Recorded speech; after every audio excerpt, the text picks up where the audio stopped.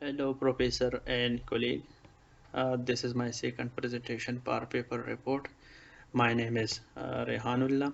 The title of this paper is The Synthesis of Silver Nanoparticle and Their Use in the Degradation of Methylene Blue Dye and Evaluation of In Vitro Antioxidant Activity, a Step Towards Sustainability. It has been published in the International Journal of Environmental Science and Technology in 2024, and according to the 2023, its impact is 3.1, and it is indexed in Scopus and Science, and it is a Q1 journal in the field of agriculture and biological sciences. In introduction, as we know that nanoparticle size range from 1 to 100 nanometer, and sometimes they are cluster of atom. Due to their small size and large surface area, they have many property and use in different fields. Silver nanoparticle are photocatalyst at room temperature, and they can be synthesized through chemical synthesis and biological synthesis method. Plant extract also used for the synthesis of different nanomaterial because they contain different natural compound as stabilizing and reducing agent. Garlic extract reduce silver salt into silver nanoparticle, and garlic extract have pronounced antioxidant property. Methylene blue dye used in textile industry, and it is toxic to aquatic biota, so it must be removed. According to this schematic diagram, under certain condition, an electron from silver nanoparticle become excited and captured by the either oxygen or hydroxyl molecule in the vicinity. This a hole generated in silver nanoparticle is filled by an electron from a dye molecule, and the reduced oxygen or hydroxyl molecule readily reacts with oxidized dye molecule and degrade it immediately. In material and method section, we need silver salt. Sodium borohydrate is a reducing agent, and deionized water. We can also use double distilled water, but for the control synthesis, it is important to use deionized water. And we use DPPH. DPPH is to evaluate its antioxidant activity, as well as FRP was used for the evaluation of antioxidant activity of the synthesized nanoparticle, and sodium citrate was used as stabilizing agent for the chemically synthesized silver nanoparticle. And methods, we prepare extract. For extract preparation, we use 10 gram of garlic and chopped in 100 ml of deionized water for 10 minutes in mortar pestle, and after that the synthesis of silver nanoparticle was followed. For the synthesis of silver nanoparticle, both methods were used. It's mean biological and chemical, and for both methods, we used 10 ml of silver nitrate. Its concentration was 1 millimolar. With 1 millimolar of trisodium citrate were mixed in 100 ml of deionized water. After 1 ml, sodium borohydrate was added drop by drop. For the green synthesis method, garlic extract of 5 ml was added in 50 ml of deionized water with 10 ml of silver nitrate and incubated for 24 hours. After that, the color change was observed. After the synthesis of nanomaterial, characterization was followed. We used different technique for the characterization of synthesized nanomaterial. We use UV visible spectroscopy, Fourier transfer, IR infrared or FTIR, and scanning electron microscopy. After the characterization, we use we degrade the methylene blue dye by our synthesized nanomaterial. For this, 1.5 ml of freshly prepared silver nanoparticles were mixed with methylene blue. 1.5 ml of 0.25 millimolar and 0.01 millimolar. We used two different concentration of the methylene blue dye.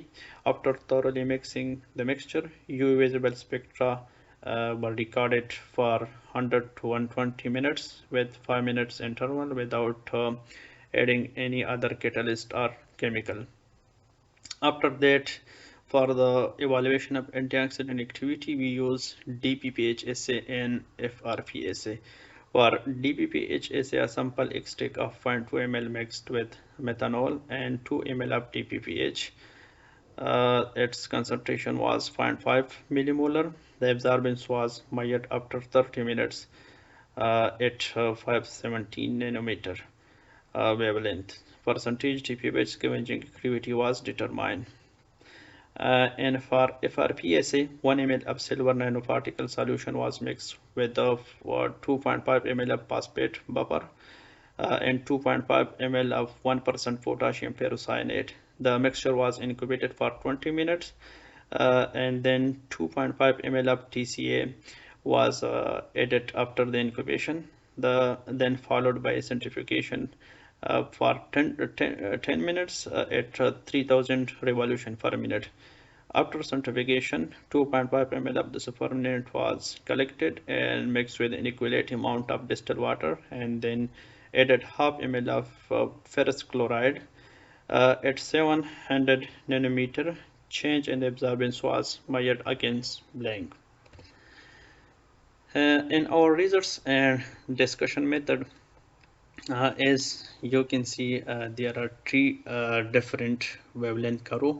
One for the garlic AGNP, another one is for chemical AGNP, and the third one is garlic extract. Because the silver nanoparticles show the peak at 410 to 450 or 440 wavelength, and so here the garlic that's that the chemically synthesized nanoparticle produce a pronounced peak, and the peak is sharp. It means that the nanoparticle produced through chemical synthesis methods are uniform. They have no cluster and very small size, but the flatness in the garlic AGNP indicate that the silver nanoparticle synthesized are mostly large sizes and they show some cluster. But for the chemical synthesis method, the monodispicity is more pronounced as compared to the garlic AGNP. And the garlic extract have no nanoparticles, so there is no peak for the garlic extract. So it is the result of the UV visible spectroscopy for different nanomaterial.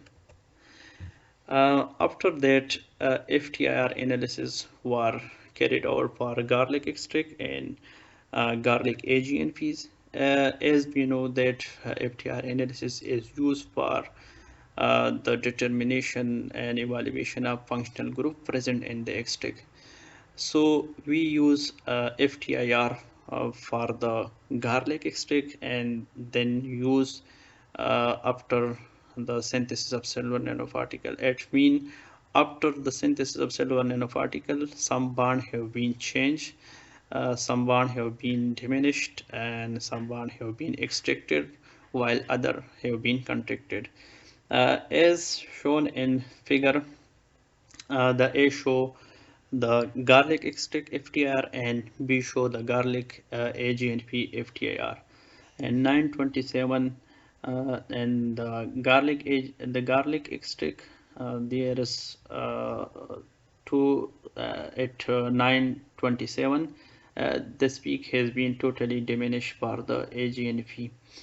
But at 1215, this bond has been shifted to 1217, and this bond also show extension as well.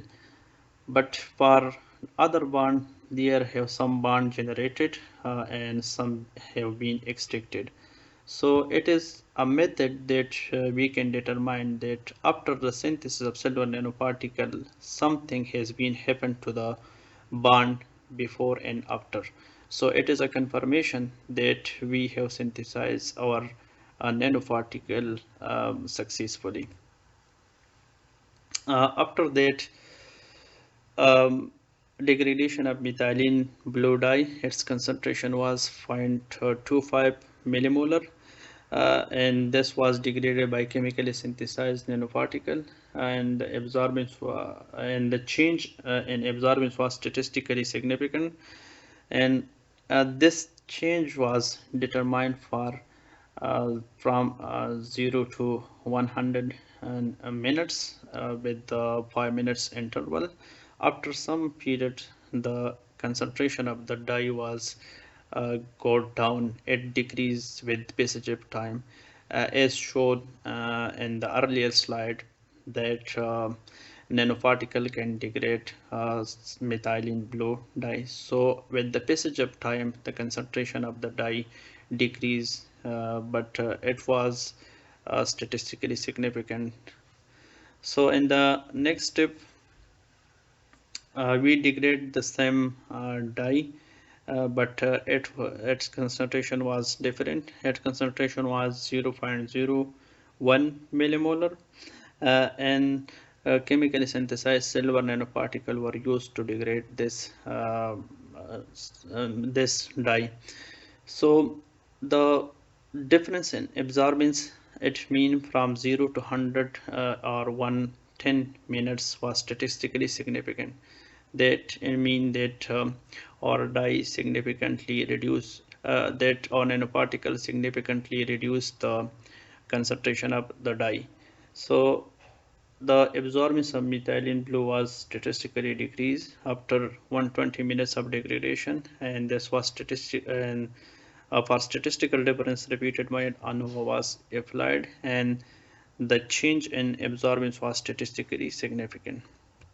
After that, degradation of methylene blue dye, but 0.25 millimolar concentration. But now the garlic AGNP or biologically synthesized AGNP were used. So the difference between the initial and final concentration of methylene blue was statistically significant. And for statistical difference, repeated Mayat ANOVA was applied, and we show that the change was significantly, the change in absorbance was significantly different from taking from 0 to 100 nanometer. So P show that it is statistically significant and P is less than 0.05.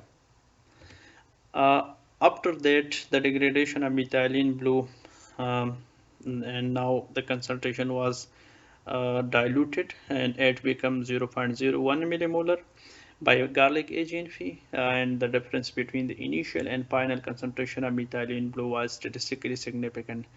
So statistical difference was measured by using repeated Mayat ANOVA, and the fee will show that there is significant statistical significance difference between initial concentration and final concentration of the dye. So as shown in this figure, that the concentration of the dye after 5 minutes, next 5 minutes, and next 5 minutes was statistically decreased as compared to the initial concentration. So these two things can matter. One thing is the concentration of the dye, and another thing is the different nanomaterial. If you use the silver nanoparticle can reduce the concentration of the dye, but the concentration of dye can be pronouncedly reduced by the garlic AGNP. The AGNP synthesized through garlic. So the garlic can the green synthesis or biologically synthesized nanoparticle can reduce the dye significantly. After that, to trace this that our reaction has been occur. So after that, the next set of experiment was used after 3 hours of reaction to verify that the garlic AGNP can successfully degrade the methylene blue dye. So in this figure, the degradation of methylene blue dye, once again 0.01 millimolar by garlic AGNP. After 3 hour reaction, the MB concentration was substantially decreased, They show that the degradation reaction is a time-dependent process. It means that we increase the time for the reaction, lot of the dye can degrade it and it's reduce its toxicity. So it is important to trace our experiment back to verify it. So after the degradation, so we take another set of experiment, and it was arranged from 1 minute to 20 minutes, and then followed by 3 hours. After 3 hours, about 100% of the dye has been degraded. So it shows that we must use less concentration of dye, more concentration of garlic AGNP, and we have to take some time for this reaction to occur.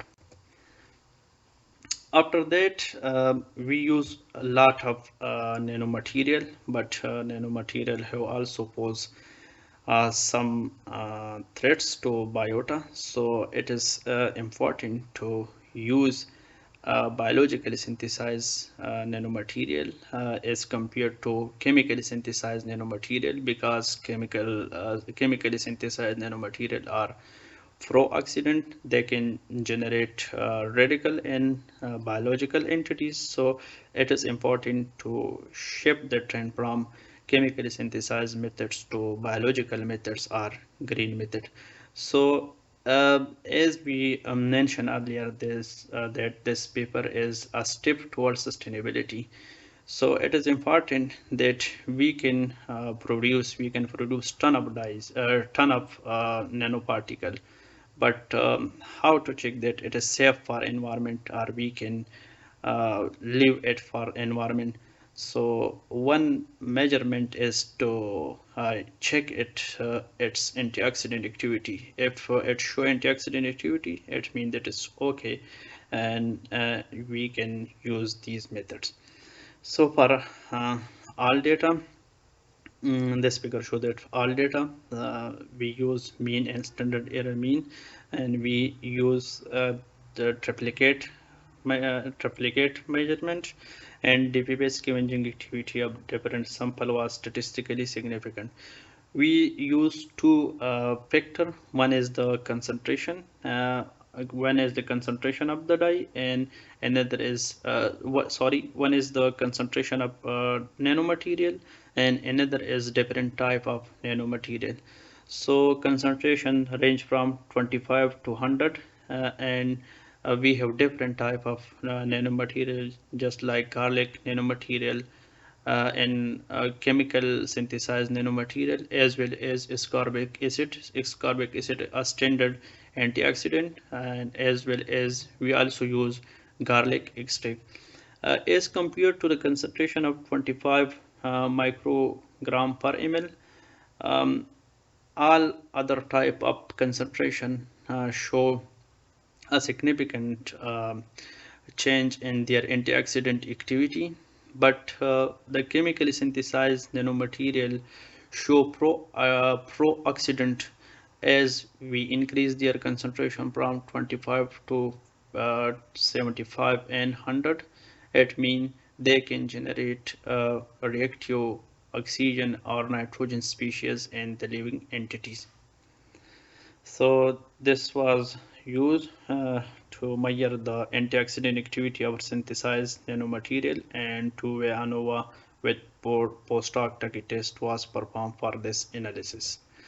At the same way, we use FRP result to confirm that the chemically synthesized and garlic synthesized AGNP have antioxidant activity. So we use ascorbic acid as our standard, and garlic AGNP and garlic extract and chemically synthesized silver nanoparticle were used.